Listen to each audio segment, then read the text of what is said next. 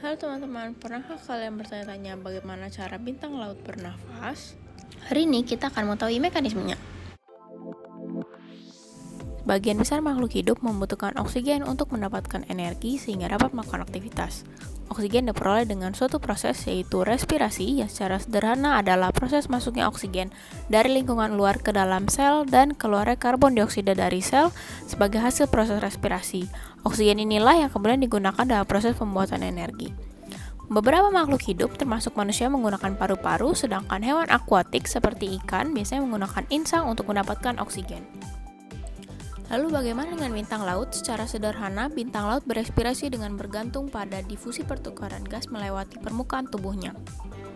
Lebih tepatnya lagi, pertukaran gas ini dilakukan menggunakan derma bronchi atau disebut juga sebagai papula untuk melakukan pertukaran gas atau respirasi.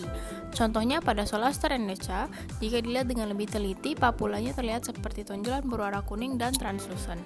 Papula itu sendiri adalah tonjolan atau proyeksi dari rongga tubuh atau silom yang terlihat pada bagian dorsal atau permukaan arboreal dari bintang laut. Oksigen yang terlarut pada air laut yang berada di sekitar papula akan berdifusi masuk, sedangkan karbon dioksida akan berdifusi keluar dari papula.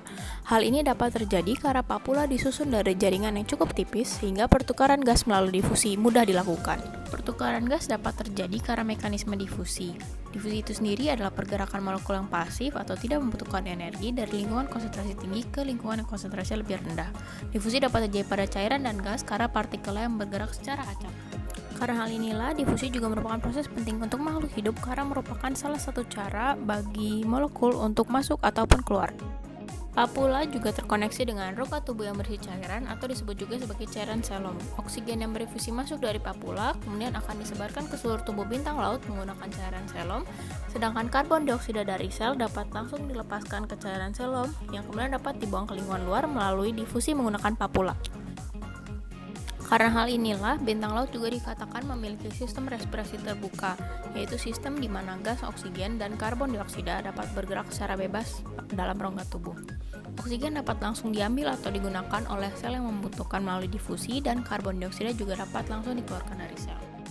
Papula ini juga bisa menonjol keluar dan menyebabkan predator bintang laut dapat dengan mudah mengenali bintang laut. Oleh karena itu, papula juga dapat disembunyikan atau ditarik kembali.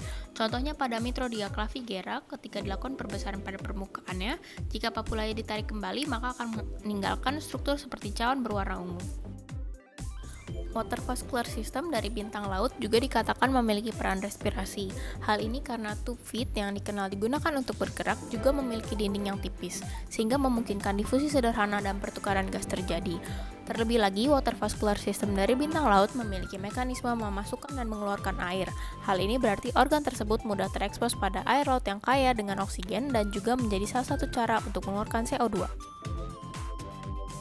Sekian informasi mengenai mekanisme pernafasan pada bintang laut. Jika tertarik untuk mengetahui lebih lanjut, sumber yang saya gunakan ada di kotak deskripsi. Terima kasih sudah menonton, jangan lupa like, subscribe, dan juga komen.